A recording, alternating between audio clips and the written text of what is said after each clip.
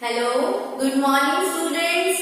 Welcome back to our grammar class. Students, in today's lecture we will continue the topic that is verb. In previous lecture we have discussed what is verb. A verb is a word that denotes an action. Verb क्या है? एक ऐसा word है जो कि action denote करता है. Okay? For an example, children play. Children क्या कर रहे हैं? खेल रहे हैं. So verb is a play which denotes an action that is carried out by the subject. Okay, so here the subject will be children.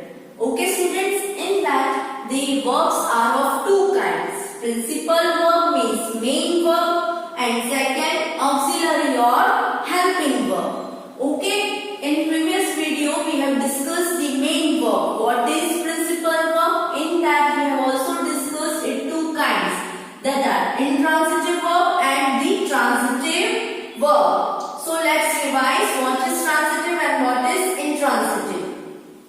Transitive verb is such a verb that needs an object to complete its meaning. Okay, उसका verb का proper meaning कब complete होता है? जब उसमें हम object apply करते हैं. For an example, he writes a letter. वो कौन सी action कर रहा है? Writing की, लिखने की action. कौन कर रहा है? Subject. But what? He writes what? So question arises here. The sentence is incomplete. Okay, verb is incomplete. Verb needs an object to complete its meaning. Okay, so here the object is a letter. He writes a letter. Clear? So such verbs that needs an object are called the transitive verb. Okay, moving further. Intransitive verbs. The verbs that doesn't need, they don't need any object to complete that sense. Okay, so for an example, the birds chirp. Birds क्या कर रहे हैं? Chirping. So this subject doesn't need this verb chirp doesn't need any object to complete its sense. Okay, so such verbs are called intransitive verb. So students, moving further, today we will discuss what is auxiliary or helping verb. Okay, those verbs that are used to help the principal verb. Principal यानी कि main verb को helping करने के लिए, help करने के लिए जो verbs use होते हैं, such verbs are called auxiliary or helping verbs. Okay, they are all in the be forms. Okay, so they are is, are, was, were, do, does, did, has, have, had, will and shall. Okay, these all are the auxiliary or helping words which are used with the main verbs. Okay students, these are also useful to make a tense with the main or the principal verbs. Okay students, for an example, the kites are flying. Here the main verb is fly and the auxiliary or helping verbs are. So students, in today's lecture we are going to study this auxiliary or helping verbs. Okay, and where these all are used. Okay students, so let's begin our today's lecture. Auxiliary or helping verbs. All those verbs that helps to make a tense with the main verb. Main verb को help करने के लिए जो verbs use होते हैं, they also make a tense with the main verb. So such verbs are known as auxiliary or helping verbs. For an example, the kites are flying. So here the main verb means the main word which performs an action is flying. Okay, and the supporting verb is are. Supporting verb कौन सा है? are. ठीक है. In the second sentence, the grass is green. Here in the first sentence, are has been used with the main verb flying. Okay, and in the second sentence is has no role as another verb and no other verb has been mentioned. The grass is green. यहाँ पे कौन सा action verb use हुआ है? No, there is no main verb. Okay, so is जो यहाँ पे here use हुआ है, is here is the principal verb और द मेन वर्ब. यहाँ पे और कोई दूसरा वर्ब यूज नहीं हुआ है rather than is. So is here act as a main verb और a principal verb. Clear students? Chalo, moving further. Here some more examples are given to you. Let's study. I have finished my homework. Okay, अब इसमें main verb कैसे पता चलेगा? कौन सा word है जो एक्शन डिस्क्राइब कर रहा है? Yes, finished. सो फिनिश्ड को कौन सा वर्ब सपोर्ट कर रहा है? हेल्पिंग वर्ब कौन सा है? Have. I have finished my homework. We have no money. We have no money. तो इधर मेन वर्ब है. तो जिस सेंटेंस में मेन वर्ब नहीं होता है उधर वो यो हेल्पिंग वर्ब है, वो कैसा एक्ट होता है? यस, प्रिंसिपल और या तो फिर मेन वर्ब वो खुद बन जाता है. क्लियर? यहाँ पे हैव है वो हेल्पिंग वर्ब यानी कि ऑक्सिलरी वर्ब एक्ट कर रहा है. यहाँ पे हैव जो यूज हुआ है वो कैसा एक्ट कर रहा है? As a principal verb. Clear? यहाँ पे he does not right a letter. He does not right a letter. Here it is an example of auxiliary tense forming. Okay, चलो number 4. They do not play together. They do not play together. Do action हुआ, so do act as a principal verb over here. ठीक है, चलो moving further. The forms of the B, ये सारे हैं. These are use for present tense and was were for the past tense. ये हम tenses के चैप्टर में देखेंगे कि कौन सा वर्ब कहाँ यूज होता है. ठीक है, so these are all the forms of the be. is, am, are, was, were, do, does, did, has, have, had, will and shall. Okay, here this all verb act as the auxiliary or the helping verb. Okay, chalo, here the exercise is given to you. Here first green box contains the subject. Second box contains the helping verb or the auxiliary verb. Okay, and third box contains the main verb and then comes the predicate, means rest of the part of the sentence. Okay, here I have done my homework. The boys are playing in the ground. The bird is flying in the sky. The girls had finished their training. They will participate in the drama.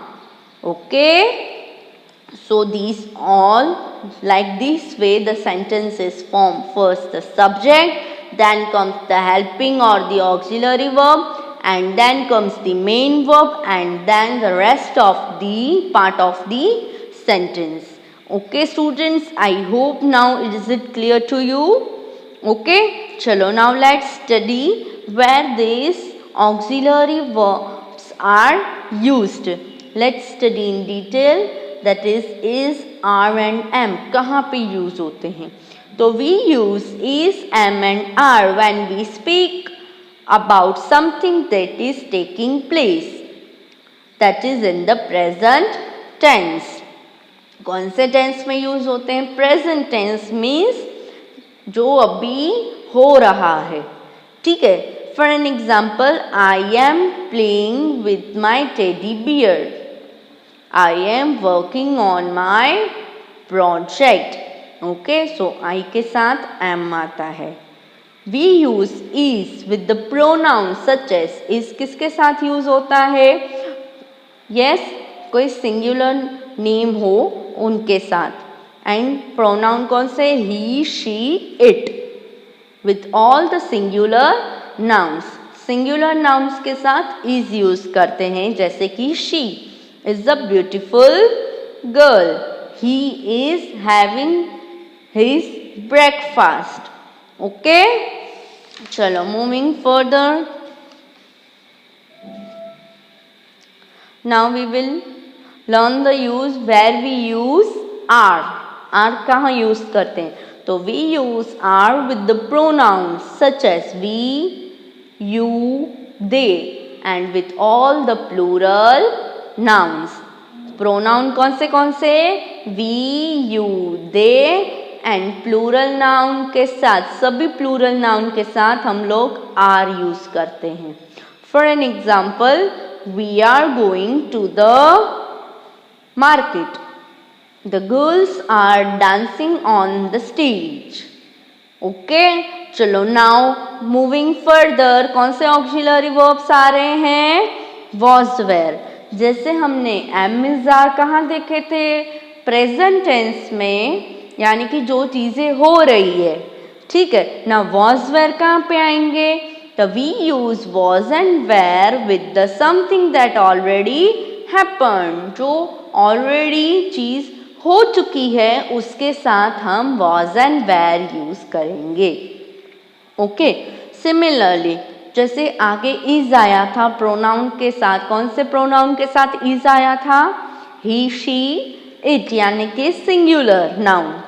Okay, so singular के साथ हमेशा was आएगा and plural form के साथ pronouns such as we, you, they, okay, उनके साथ आएगा where. Okay, for an example you can say he was playing cricket with his friend, it was raining yesterday, she was going alone to her school. So आप देख सकते हो pronoun he, it and she के साथ was आएगा and along with the कोई अगर singular noun है उसके साथ भी वॉज आएगा, बट ऐसी चीजें जो कि ऑलरेडी हो चुकी है। ठीक है, नाउ वेर, तो वेर कौन से प्रोनाउन के साथ यूज होता है? We, you, they and also with the plural nouns such as Tina and Reena, दो हैं। Okay, and playing together. So Tina and Rina were playing together. You were not attentive in the class. The action is done prior. पहले action perform हो चुकी है। They were sitting on the bench. ठीक है, वो लोग bench पे बैठे थे। ओके स्टूडेंट्स, चलो moving further, let's study has, have and had कहाँ यूज होता है। तो we use has, have and had when we have to show the possession of something. किसी चीज की possession means ये चीज किसको belong करती है, ये चीज किसकी है। Okay, suppose this pencil belongs to me, तो ये पेंसिल की मुझे पोजीशन बतानी है, तो we use has, have and had. And also has is used with the pronouns such as he, she, it and also with all the singular nouns in the present tense. Present tense में जो भी singular nouns हैं उनके साथ has use होता है and mostly किसके साथ, कौन से pronoun के साथ? he, she, it के साथ to show the position of the something. जैसे कि he has a pair of skates, तो pair of skates किसके हैं? इसके हैं, तो हमने कौन सा वर्ब यूज किया? Auxiliary verb has. She has won the match. Clear students? चलो moving further, let's study the use of have. Have is used with the pronoun I, we, you, they, I, we, you, they and with all the plural nouns in the present tense. Singular noun के साथ and कौन से? He, she, it pronoun के साथ has use होता है। कौन से pronouns? I, we, you, they and all plural nouns के साथ कौन सा यूज होता है? Have. For an example, we have 3 cars, they have finished their work. Clear? चलो now comes to the next, head. तो हेड कहाँ यूज होता है? दोनों के साथ, singular and plural noun and pronoun, सभी प्रोनाउन के साथ, चाहे वो he, she, it, I, we, you, they, सभी प्रोनाउंस के साथ हम हेड यूज करते हैं एंड सभी सिंगुलर एंड प्लूरल नाउन दोनों के साथ हम हेड यूज करते हैं, but when in the past tense. Clear? चलो let's see, Ravi and Priya plural noun आया, okay, had taken their lunch, past में मीन्स उन्होंने लंच लिया था, तो वो एक्शन परफॉर्म ऑलरेडी हो चुकी है, तो वहां पे हम यूज करेंगे had. We had enjoyed picnic on the beach. Clear? चलो now has, have and had क्या है? They are used with the past participle. किसके साथ यूज होते हैं? Past participle. Now we will learn later what is past participle, okay. चलो moving further, our next topic is will shall. Where to use the will shall? Now the use of will, we use will with the second and the third person such as you, he, she, it, and they with the simple future tense. future tense में कोई action हुई होने वाली हो and second and third person के through होने वाली हो तो हम उसके पास यूज करते हैं कौन सा ऑक्सिलरी वर्ब? will. ओके, चलो let's C with example, she will represent her school in dance competition. They will not attend the function tomorrow. ये सारी एक्शन फ्यूचर में होने वाली है, ओके। सो हमने वहां पे will यूज किया with the second and the third person. चलो now will can also be used with the first person I and we for making a promise, showing willingness or determination. आपने एकदम अच्छे से कुछ एकदम फॉर्मली डिसीजन लिया है, ठीक है, कि मैं ये करके रहूँगा या करके रहूँगी, ठीक है, तो उसके साथ एकदम स्ट्रेंथ, योर डिटर्मिनेशन, आपका जो डिसाइड किया है उसके साथ हम अगर विल यूज़ कर सकते हैं।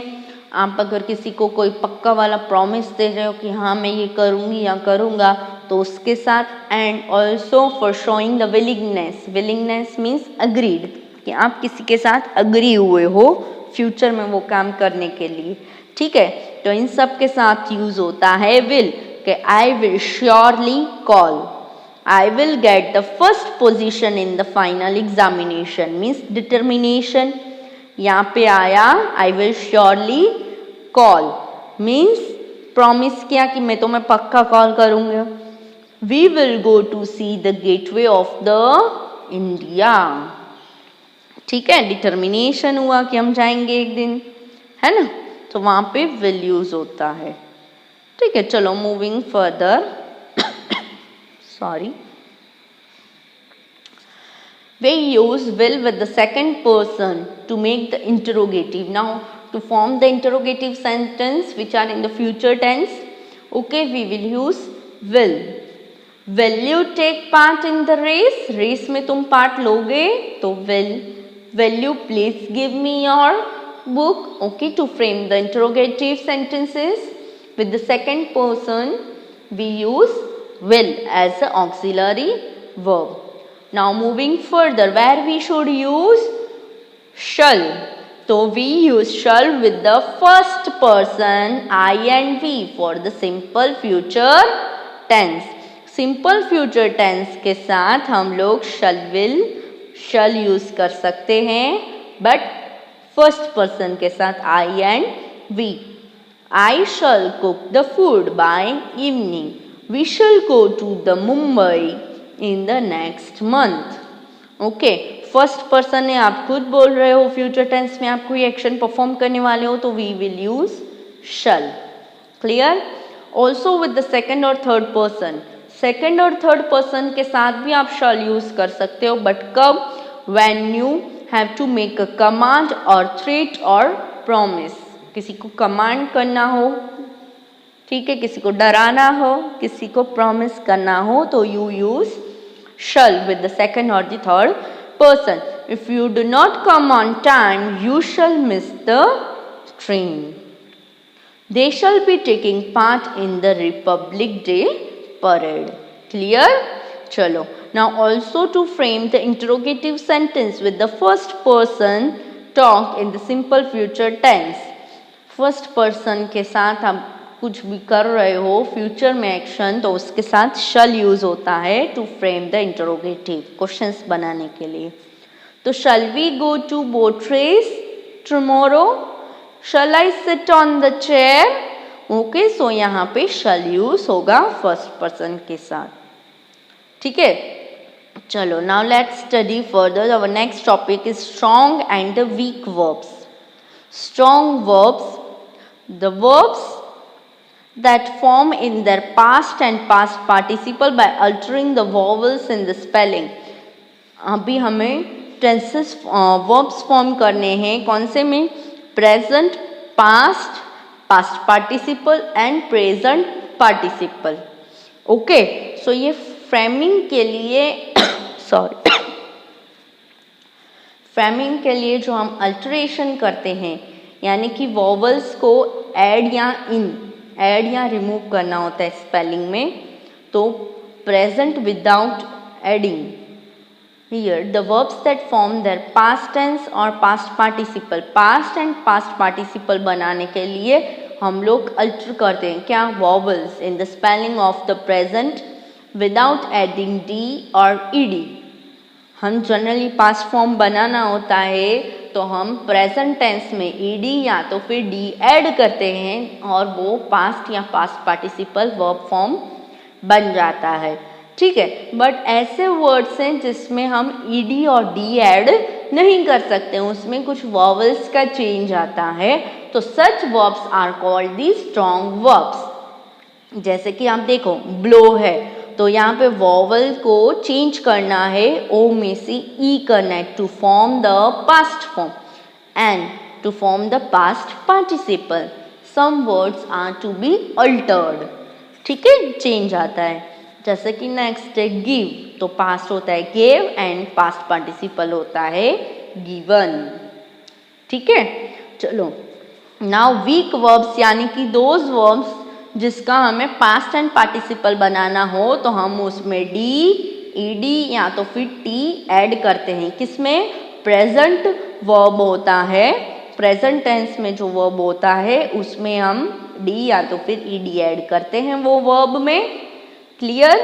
यहाँ पे प्रेजेंट फॉर्म ऑफ वर्ब दिए हैं उसमें हम ईडी या तो फिर डी या तो फिर टी ऐड करके उसका पास्ट एंड पास्ट पार्टिसिपल हम बना सकते हैं, तो such verbs are called weak verb. जैसे कि डांस है तो simply add D at the end to form the past form of the verb and past participle. ठीक है, तो such verbs are called weak verbs. Now here are some examples of the strong verb के वो उसकी vowels change हो रहे हैं.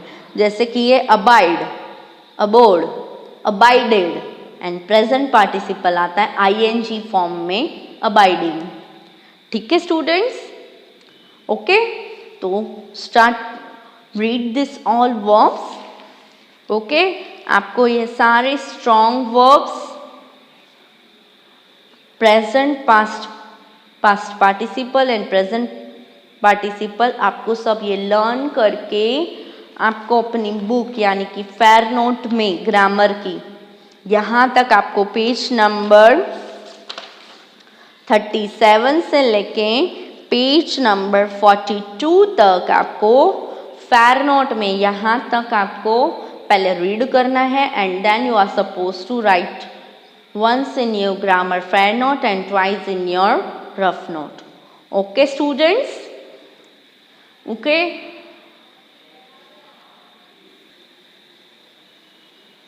Okay students? Now working on is given to you. Students, आपको A में क्या करना है? प्रेजेंट फॉर्म ऑफ वर्ब दिया है, उसका past, past participle and present participle आपको करना है. सिमिलरली आपको नेक्स्ट दी है एक्सरसाइज जिसमें आपको वर्ब्स दिए हैं प्रेजेंट फॉर्म में और वो वर्ब्स आपको सेम सेंटेंस लिखना है, सिर्फ वर्ब फॉर्म प्रेजेंट की जगह पास्ट फॉर्म में हो जाएगा. क्लियर? जैसे कि यहाँ पे दिया है द सन शाइन्स ब्राइटली, तो शाइन्स प्रेजेंट में है, आपको पास्ट फॉर्म शाइन का लिखना है जो होता है shone. The sun shone brightly. Clear? चलो moving further, exercise number C. Similarly exercise C में वर्ब फॉर्म्स आपको क्लूज दिए हैं ब्रैकेट में। You have to read the sentence and according to the sentence you have to select the verb from the bracket given over here. ठीक है, चलो next moving further on exercise number D. Write the verbs and the tense of the following. Okay, you have to first of all read the sentence, and then after reading the sentence carefully you have to identify the action word, means you have to identify the verb. Here the verb is the blue. So simply identify the verb. Write over here like this way. Verb कौन सा? Blue. Okay, अभी ये कौन से form में है, कौन सा टेंस है? सिंपल पास्ट, सिंपल प्रेजेंट, जो इसे फॉर्म में है आप उसको टेंस लिखना है। Clear students? So I hope you have understood clearly. Try to solve the exercise. Okay? Students, I hope now the concept of auxiliary or helping verbs are clearly understood by you. So where these all words are used in a sentence, this is also clearly understood by you. So students, practice the exercise given in your textbook related to this both topic. Okay? So if you have any doubt, we will solve later. Till then, bye-bye. Take care.